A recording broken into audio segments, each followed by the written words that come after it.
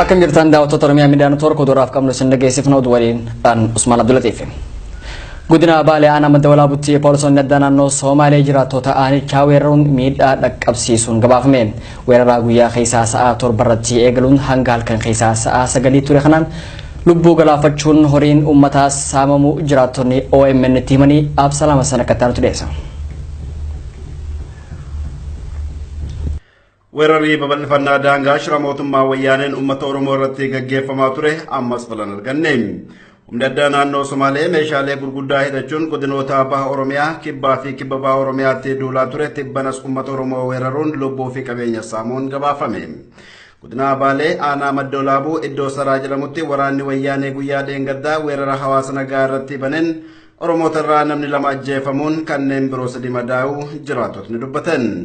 Jiraataan aanaa madda walaabuu tokko yaada Oromiyaa Miidiyaa Neetwoorkiif kenneen humni addaa naannoo Somaalee meeshaalee ammayyaa gurguddaa hidhate jiraattota aanichaa weeraruun Oromootni 2 ajjeefamanii kanneen biroo 3 madaa'an humna weerartootaa irraas namni 3 ajjeefamaniiru.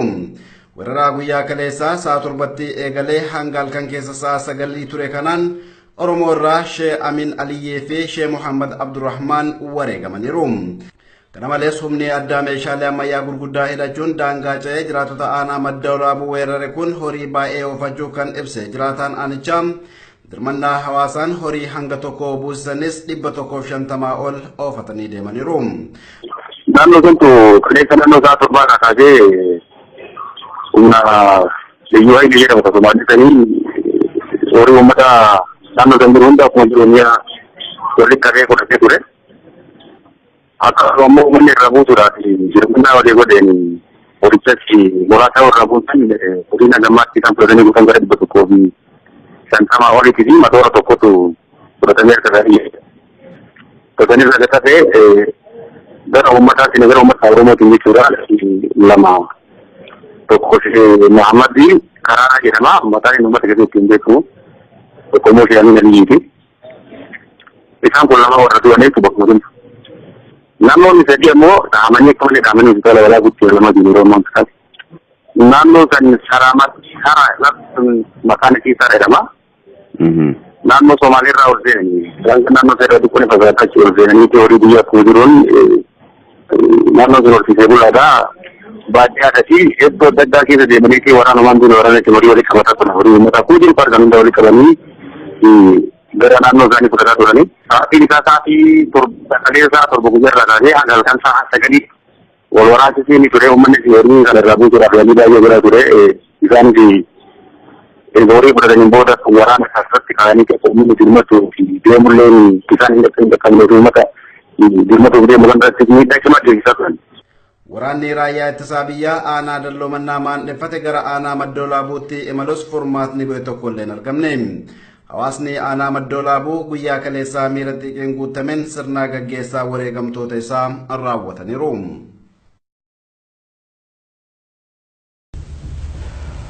Walitti qabaan komaandi poostii labsii yeroo ariifachiisaa fi ministeerri raayyaa ittisa biyyaa obbo Siraaj Fargeessaa ibsa kennaniin labsichi akka hin raggaaneef mormiin cimtuun gama uummataatiin isaan qunnamuu amanan. Labsii yeroo ariifachiisaa eega labsameen booda qaamoleen nageenyaa 17 miidhamanii konkolaataan 4 gubatanii 10 ammoo akka miidhamanis dubbatan oduutan akka taanutis nifdheessina. Eega labsiin yeroo muddamaa sagalee ragga'uuf isa dandeessisu lamaras daffaa dhabee mana maree bakka buutota uummataatiin hufee wiixata kutee shiraan hojiirra olee kaasee duguggaan sanyii lammiilee irratti raayyaa ittisa wayyaaniitiin gaggeeffamaa jiraachuun ifama. Labsichi fedhii fi faayidaa uummataa ifatti kan cabsuu fi dinagdee hawaasaa saamuuf akkasuma umrii sirna baay'ee wayyaanee tursuuf kan hojiirra oolaa jiru ta'uu sabboontoonni dubbatan. Akka miidiyaan sirnichaaf amanamootaan gabaasanitti walitti qabaan komaandi poostii labsiin yeroo ariifachiisaa eega labsameen booda hojiilee hojjetaman kaleessa gamaagamnee jedhan. Walitti qabaan komaandi poostii labsii yeroo ariifachiisaa fi ministeerri raayyaa ittisa biyyaa obbo Siraaj Fargeessaa labsichi akka hin raggaanee fi hojiirra akka hin oolleef mormiin cimtuun gama uummataatiin isaan qunnamuu amanan. Qaamonni sochii mormii tanaa balbalchuun adda durummaan hoogganaa jiran fedhii taayitaa fudhachuu akka qaban komaandi poostichi gamaagamee jira jedhan obbo Siraaj. Kanaafis hayyamammoo akka hin tahin ibsa.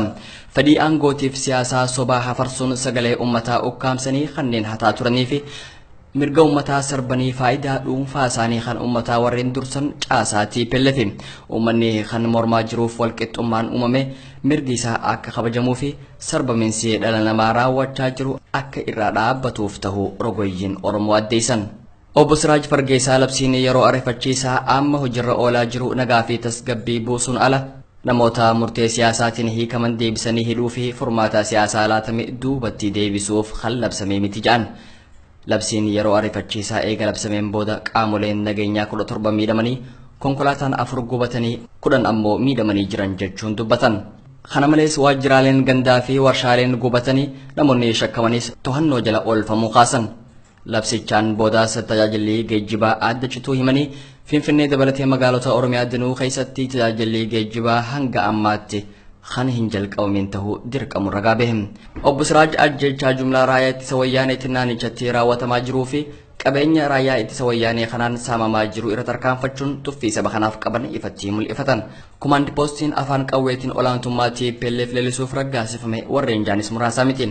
Labsichi bu'uura heeraa tokkollee kan hin qabne ta'uu ibsuun hatattamatti kaafamuu baannaan qabsoon jabduun itti fufiinsaan kan gaggeeffamuuf jiraatu ta'uu qeeroon beeksifti. Godinoota Oromiyaa hedduu keessatti humnoonni raayyaa ittisa wayyaanee daldaltoota manneen hojii isaanii akka hin banne dhorkaa akka jiranii fi qeerroowwan hedduunis hidhamanii fi reebamaa akka jiran himame. Haaluma wal fakkaatuun magaalota akka Haramaayaa, Ciroo fi Aamboo keessatti humnoonni agaazii konkolaataan tokkolleen akka hin seenne ugguraa jiraachuun dhagahame. Faayizaaliyaas akka itti dhiyeesse. Duula lagannaa gabaa guyyoota sadiif akka guutuu Oromiyaatti gaggeeffamaa tureen wal qabate godinoota Oromiyaa hedduu keessatti humnoonni raayyaa ittisa wayyaanee daldaltoonni manneen hojii isaanii akka hin bananne dhorkaa akka jiranii fi qeerroowwan hedduus hidhaa fi reebicha irraan gahaa jiraachuun himame. Haaluma kanaan wal qabatee magaalota akka Haramaayaa, Ciroo fi Aamboo keessatti humnoonni kunneen konkolaataan tokkolleen akka gara magaalaatti hin seennee fi hin baane ugguraa jiraachuun dhagahame. Godina Harargee Bahaa magaalaa Haramaayaa keessatti namni tokkolleen akka dukkaana isaanii hin saaqanne ugguruun alatti kanneen banatan ammoo reebanii cubsiisaa akka jiran jiraattonni magaalatti Oromiyaa Miidiyaa Neetworkiif himan. Kana malees jiraattonni kunneen tajaajila neetworkii bilbila harkaa waan addaan nurraa kutaniif hedduu rakkachaa jirra jechuun komii qaban ibsatan. Makeenaallee bitaata akka duuba deemtanii bitaata muratan jennee federa irraa baatan barakatteedhaaf duuba deemanii jiranii. Makina kanarra raame hunda rakkoo kaleesseen gadda galii irraa gara gitaadhaatiin geeffachuu jiranirraa kuma qabdaniif. Galii waan kaleessiidhaan gaddaa fi kana dhaabbataniif jecha gitaata muradhaa jennee makinaa jira irraa baatan ta'e alfarakatteedhaaf duuba deemtanii hunda gitaata deemaa waragaa gitaata muradhaa jennee poolisii naannoo Oromiyaatiif makalaataan wajjin kasitti uummata duuba deebisuu jiran. Dukkaanallee warra kaleessiidhaan gadda cufate jennee magaalaa Ciroo guututti keessa deemaniiti dukkaana warra banateetiif mana huccuutiif hin baa'u cufaadhaa maaliif bantanarra kaleessiidhaan gadda inni isin cufsiise jennee kasitti namarra deemanii tumanii doorsisuu jiran samarra. Nama hedduu jechuudha birkiidhaan kan fuudhanii mana isaa geessaniif kan uleen tumanii fi kana hunda magaalaa Ciroo har'aan akka ajaa'ibatti wanni godhe jira. Bifuma wal fakkaatuun Harargee lixaa magaalaa Ciroo keessattis gochoonni fakkaatoon akkanaa humnoota kanneen raawwatamaa jiraachuu namni magaalaa Ciroo irraa dubbifne tokko dubbata.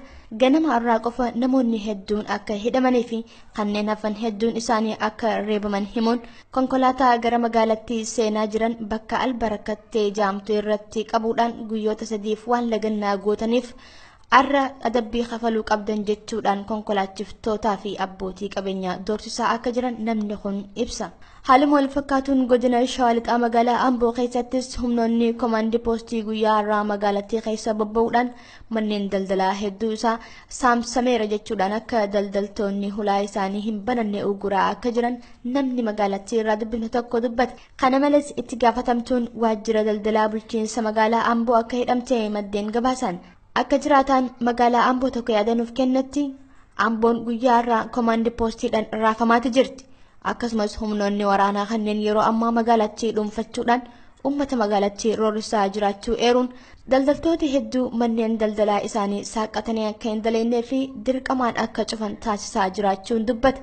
Uummanni magaalattiitis tokkummaadhaan hin saamsinu jaanii waan didaniif loltoonni agaazii fi humni waraanaa kunneen matuma isaaniitiif itti dabranii saamsaa akka jiran gabaasni achirraa dhaqqabe ifa godha. godina arsii lixaa magaalaa dodolaatti mootummaa wayyaanee waraana qobsiisuuf hawaasa burjaajeessaa akka jiru jiraattonni OMN himan. Shiraa mootummaan wayyaanee xaxaa jiru kana hawaasni naannichaa cimsee balaaleffachuu irratti argamaa mama fantaalee waan qindeesseef. Godina arsii lixaa magaalaa dodolaa Adaabaa Asaasaa Kokosaa fi Nansabootti erga duulli lagannaa gabaa milkaa'inaan goolabamee booda mootummaa wayyaanee tooftaa garaagaraa baafachuun guyyaa irraa hawaasa burjaajessaa akka jiru jiraattonni naannichaa OMN himan. Mootummaa wayyaanee waraana magaalaa dodolaa qubsiisuuf yaalii geggeessaa akka jirutu himame. Akka yaada jiraattotaatti koomaandara afaan Oromoo dubbatutu iddoo qubsuma waraanaa gaafachuuf gara kantiibaa magaalattiitti ergame. Kantiibaan magaalattii nuti kanan hayyamnu hawaasni keenya tan ofii tufuu rakkoo keessa jira waan ta'eef rakkoo biraa ittiin daballu jechuun deebii dhoowwatan. Iddoon isaan waraana qubsiisuuf yaadames istaadiyoomii dodolaa yookaan dirree kubbaa miilaa dodolaa argamu akka ta'edha kan dhagame. Jiraattotas ta'ee bulchiinsi magaalattii kun iddoo qubsuma ilmaan Oromoo naannoo Sumaalee keessaa buqqaanii fi shira diinatiin daangarraa buqqaaniiti jechuun deebii kennaafi akka turan maddeen ibsanii jiru. Kana boodas maqaa manguddummaatiin hawaasa mariisisna jedhanii uummata burjaajessaa akka jirantu addeeffame. Kun kana ta'ee odoo jiru karoorri waraana qubsiisuu kun immoo dodolaa qofa odoo hin taane magaalota arsii lixaa kan akka Adaabaa, Asaasaa, Kokosaa fi Nansabootti yaaliin geggeeffamaa akka jiru maddeen keenya ifa taasisanii jiru. Shirri mootummaa wayyaanee maqaa labsii atattamaatiin hawaasa nagayaa irratti xaxaa jiru daran hammaachaa akka dhufedha kan jiraattonni OMN himan.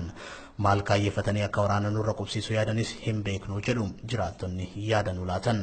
Tooftaan mootummaa wayyaanee maqaa labsii yeroo muddamaatiin Oromiyaa magaalota garaagaraatti waraana qubsiisuu kun hatattamaan nurraa dhaabbachuu qaba. Kanaaf immoo mootummaa naannoo Oromiyaatis ta'ee rogeeyyiin Oromoo fala lafa kaa'uu akka qaban jiraattonni arsii lixaa magaalaa dodolaa dhaamsa dabarfatanii jiru. Gama oduu biyyaalaatiin nurra qabaniin biyya Saudi Arabiyaa magaalaa Riyaaditti lammiilee Oromoo dhiibbaa wayyaaneen buqqifamanii fi deeggarsi Riyaala Saudii 583 ol taasifame. Deeggarsi kunis yaamichaa qeerroon arsii taasisaniin kan funaaname wayita ta'u maallaqni kun kallattiidhaan lammiilee Oromoo shira diinaan buqqifamanii haala ulfaataa keessa jiran damdamachiisuuf kan oolu ta'us koreen sagantichaa beeksisan. Absalaama sana kattaamtu dhiyeessa. Kanaafuu xiqqaate jennee namnu jennee kuma 18 qabannee dhufnee Oromootii hagar wanu guddifadhaa isinii jenna ijoolleen arsiidhati. Lammiilee Oromoo Oromummaa isaanii qofaan yakkamanii shiraa jeneraalota wayyaanee fi abdiilleetiin qe'ee fi qabeenya isaanii irraa buqqifaman dandamachiisuuf hojiin hojjetamu cimee dhufeera. Oromootni biyya keessaa fi biyya alaa jiraatan lammiilee buqqifamanii haala adda isaa keessa jiran kanaan nutu isiniif jira jechuun cimsanii tumsaa jiru. Biyya Saudi Arabiyaa magaalaa Riyaaditti qeerroon arsii sagantaa deeggarsa lammiif jedhu qopheessuun mallaqa Saudii qarshii 500,000 fi 83,000 walitti qabaniiru. Kanumatti aansuudhaan qeerroon arsii marii adda addaa godhuudhaan ilmaan Oromoo shira diinaatiin qe'ee isaanirraa buqqa'an xiqqaa guddaa osoo hin jenne haadha teenna abbootii teenna qabeenya isaaniitirraa mancaafaman yeroo ammaa kana dirree qulla irratti beelaa fi dheebuun roobaa fi aduun dararamaa jiran cinaa dhaabbachuuf jecha qeerroon arsiitii fi dubartoonni arsii magaalaa Riyaadii fi naannoo isiitti argaman marii godhuudhaan mata duree lammiitu lammiif gaachana jedhanii qindoomina ajaa'ibaatiin guyyaa 2 baatii 2018 gadi bahanii jiru. Walitti qabaan koree deeggarsaa qeerroo arsii yaada Oromiyaa miidiyaa neetworkiif kennaniin sagantaa deeggarsaa lammiilee buqqifaman qubsiisuuf qophaa'e kanarratti Oromootni magaalaa Riyaadii fi naannoo ishee jiraatan garee gareedhaan gurmaa'uun deeggarsa taasisuu himanii lammiilee Oromoo haala ulfaataa keessa jiran qubsiisuuf ilmaan Oromoo hirmaannaa ho'aa taasisuun ibsaniiru. Akkuma beekamu tumsi lammiif jedhu biteetessa gaafa guyyaa 2 bara 2018 waamicha qeerroo arsiiti kan durfame yoo ta'u hawaasa bal'aa magaalaa Riyaadiitii fi naannawa ishii guutuu hammatee walitti kan qabe waamicha seena qabeessa kana hawaasni Oromoo guutuun awwaatee aantummaa saba isaa mirkaneeffatanii oolanii jiran guyyaa kana. Waamicha qeerroo arsiitiin durfamu kana hawaasni Oromoo